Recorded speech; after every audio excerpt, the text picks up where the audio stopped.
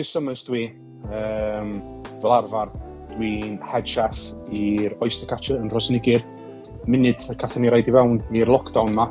O'n i'n ista ar yn hun yn wyndro be fydra i wneud i helpu'r sefyllfa.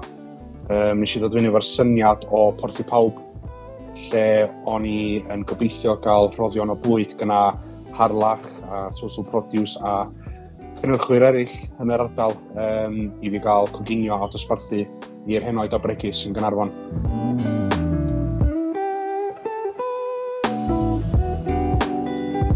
Wel, ar Facebook nes i'n dwrnod bod oedd y sgîm a wedi dechrau yn page yn dod ar y fyny yn deud Porthi Pawb. O'n i licio'r syniad ono, a dwi'n ddim yn abo Chris yn bydd yr amser, to. Ond be nes i gyrru neges iddo fo'n bersonol ar Facebook a deud os o isio hand, lle gen i rwy'n. Ond i eisiau gofyn fel ydy.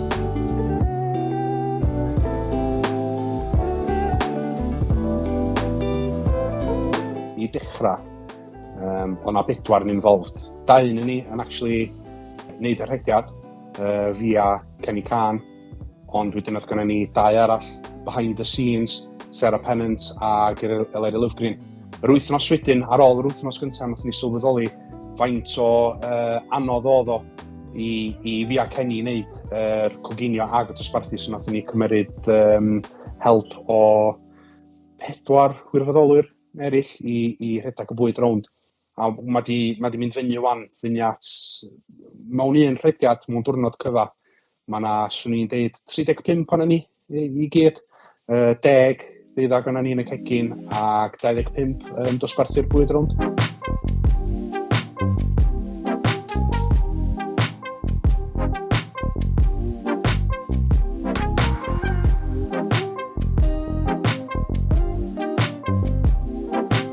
Chwarae teg i Elen a Math o Arlwyo Cae Gwyn. Oedd rhywun oedden ni wedi ddefnyddio gegin nhw i ddechrau fi. A dwi'n iawn am 70 i 80 o brydau gyntaf i wneud. Ond fel mae wedi codi, mae wedi briliant a rwan, da ni'n coginio yn gegin yn Ysgol Sir Owen. Da ni fyny wan at 630 o brydau dwi'n meddwl eisoes dwytha. A heb y lle ar gegin o'na ar y facilities gyn nhw'n wedi ni. Sa'n ni'n stepio oedd yn onast. I ddechrau fo, oedden ni dibynnu ar rhoddion bwyd gyda pob bynnag oedden ni'n gallu gael o. Gathon ni lot o help gyn cynhyrchwyr lleol, yn enwedig harlach a social produce.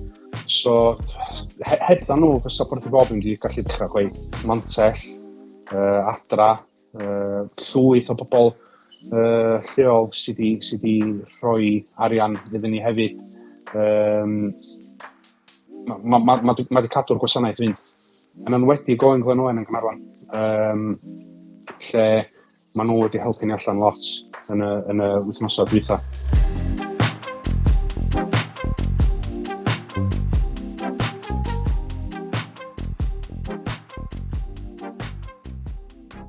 Mae rhaid i ddweud un peth, mae wedi pwysleisio iddo fi ydy pa mor sydyn mae bobl yn Nghaernarfon yn dod at ei gilydd i helpu. Dim jyst y Nghaernarfon, really, gen ti bob pentref o gwmpas o beth dwi'n wlad, mae pob yn ymuno at ei gilydd yma ar y hand at ei gilydd. Sy'n rili neis i weld amser yma. Bwyd rhaid dwi'n meddwl i pob at ei gydda, well i bob weithio yn gilydd. A dwi'n meddwl mae results yn danos ei hun, yn union sy'n gallu cael ei achievio allan yn gwneud beth ni'n gwneud. Dim jyst yn ni, pob sy'n lib bynnag gwneud efo amser ei hun. Briliant.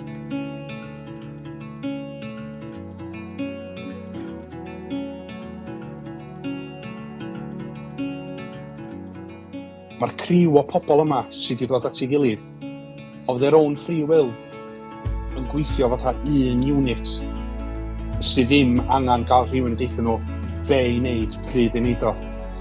Mae o yn absolutely brilliant. Mae'r criw yna di wneud di tyfu yr prosiect i pwynt lle dydy o much be dwi'n wneud. Mae o'n unbelievable. A mae hynna lawr i bob un o'r unigolion sydd yna bob wythnos yn wirfoddoli. A hebdda nhw, fysa Porthi Pawb ni'n dweud.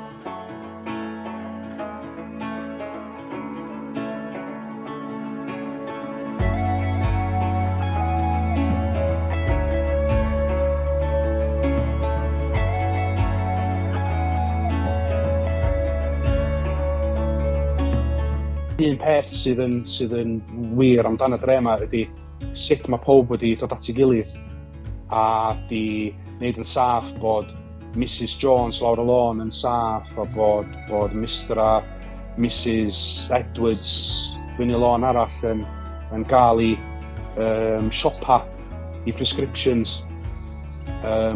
Dim Porthi Pawb ydy'r unig gwasanaeth sydd yn neud rhywbeth yn y dre yma. Ma' 'na lot eraill a mae pawb di llwyddo achos bod pawb yn helpu gilydd. Hyd yn oed y pobl sydd yn derbyn y help gyda ni, mae nhw wedi dod at ei gilydd a di helpu pobl eraill yn y cymuned. So, un peth sy'n wir i weld amdan y dre yma ydy, fel bob cymuned, mae pethau drwg i ddigwydd. Mae pawb yn gwachod allan amdan ei gilydd hefyd. A dwi'n meddwl bod hynna'n bwysig. A dwi'n meddwl bod hynna yn symbolism o Gaernarfon, bod bod ni mewn dre bach a mae 'na lot yn digwydd, da ni yn gwachod allan am ein gilydd hefyd, de. A dwi'n meddwl mae hynna'n peth neis iawn.